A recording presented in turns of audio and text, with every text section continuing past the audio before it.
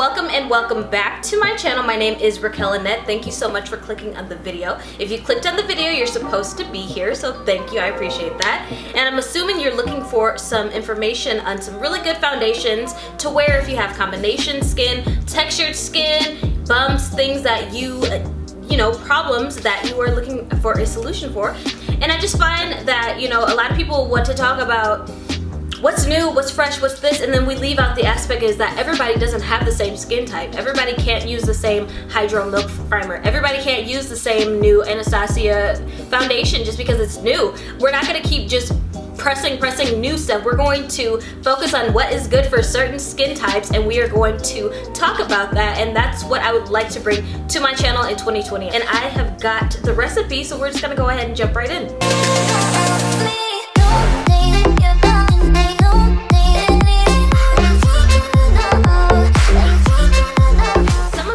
Most of these are high-end, but they have been very, very well tested and worn through vacations, through 120-degree weather in the desert, Minnesota, Aspen, every type of climate for every type of skin that my skin decides to throw at me. Sometimes I have a full breakout. Sometimes my face is clear but sensitive with larger pores. Sometimes I might just have one cystic bump. And these are foundations that have essentially just really helped and not to contribute to the breakout, if that makes sense. Now, if you're one of those people who say, hey, why don't you just stop wearing makeup and then you'll stop breaking out, or just start to implement water, or do this or do that, I'm not looking for your suggestions. I'm the one giving the suggestions, so you can go ahead and exit. I'm not looking for skin advice. I'm trying to give you the recipe. So, all right, we're gonna go in with our first one. So, I've been raving about this for months now. This is the Shiseido, and this is the Synchros Skin Foundation, and I am in the shade 450. It is a touch darker than what I would usually go for, but I do lighten it up with a concealer. Now this is amazing. It is more of a liquidy texture, but a little bit does go a long way, and it really does create a velvet matte finish on your face that does not intensify or bring forth the texture in your face, but kind of has like a smoothing effect, and it stays all day, and it is really good if you prime your skin properly with this. I definitely would recommend this.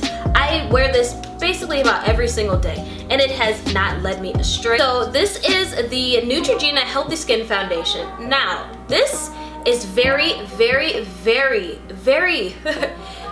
lightweight. This is for the everyday. I have to run an errand. I don't really want to wear makeup. I just want a little bit of smoothing because I don't want all the redness and all of everything that's going on in my skin to show, if that makes sense. This is not going to be full coverage. However, it is healthy skin, and when you put it on, it just feels very smooth, and it just gives you that very light layer of foundation, and it is non-comedic, and it is something that is actually going to be good for your skin. So this is literally for just those days when your skin is really like you're going through a breakout, you've, you know, gotten extractions and stuff like that, and you just really want to have just the no makeup look. This is the foundation that I would reach for. I really like this, and I never tried a Neutrogena foundation prior to working with them, but this is something that I really would suggest for some people, especially if you have, you know, breakouts. You don't want to clog your skin anymore, and this one is very good. So before the Synchros Skin Foundation, there was ding the Fenty Pro Matte Filter. Oh my god, this had been my everyday go-to foundation ever since it had launched. Honestly, this was my baby. And then I started figuring out, oh my gosh, something I'm doing with this is not working, and like I would fall asleep in it, and I just thought that this was the cause of the breakout, but it was probably me not being married to my skincare routine. So I recently picked it back up, and it has just been a great thing. It's not clogging my skin. It also does provide the velvet matte silk smooth filter like skin in real life. I promise, it's like a filter on your skin, but it's not super thick like Kat Von D. It's not super thick like a MAC foundation. It is a thinner consistency that dries down to the matte to give you that silky velvetish filter like ish look, and it is so bomb. It comes in such a wide variety of shades that you are definitely going to be able to find your shade, and it is just beautiful. And me having the problematic sensitive skin that goes in and out, this is something that I can grab onto when I want that full coverage, when I want that filter like esque full beat down, and I know that is not going to break me out anymore. Alright, Alright, so onto another high-end brand. So this Dior has been my baby for about a year. I love this. This one is a medium to full build coverage, and I usually mix this with another foundation that I'm going to show you in a minute, but like if I were just to wear this, it would be fine. It's like medium coverage, so this is medium to full build. You can apply 2 layers of this and it's going to build up. I really like it because it has the same feel of the Neutrogena with a little bit more coverage, something not going to clog your skin, give you the dewy finish. You can set this with a powder, but it is really good, and it doesn't oxidize, and it just stays very well, and I find that it hasn't broken me out, hasn't contributed to any breakouts, no rashes, nothing like that. So I definitely would suggest this if you are looking for a medium coverage, you know, something that you can build up with a concealer, you know what I mean? But if you don't want to put too much foundation on your face, definitely would steer towards this. So another one that is high-end is my Lancome Tint. I think that's how you say it, Tint. I don't ultra wear, and I'm in the shade, so I'm in the shade 460N. Now this is a little bit too neutral olive for me, so I usually always mix it with the Dior. Now this is super full coverage and very thick. If this hasn't clogged my skin or anything, I just started mixing it with this. I'll do 1 pump of this and 1 pump of this and mix it together. And this is very thick, kind of like the consistency of the Kat Von D foundation. So I don't like wearing this by itself, but when mixed with a medium full coverage foundation, it just makes perfection. I don't also like wearing this by itself because it tends to turn gray on my skin. So these two combined actually make magic, and they don't break you out. So I'm just saying, you could have one or the other, but I just find work with both. This combination is like Shaq and Kobe, rest in peace Kobe Bryant, something infallible.